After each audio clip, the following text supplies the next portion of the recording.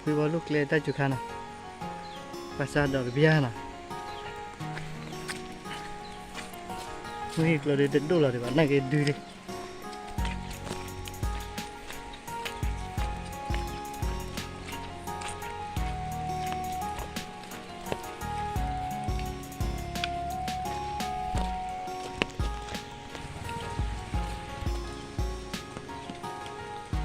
Dah juga kita.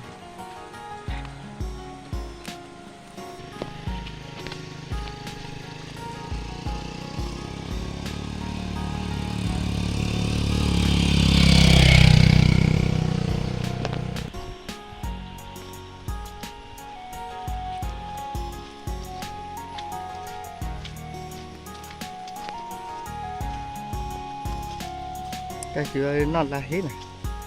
Tao bây giờ đi cái tắc cái thoát này.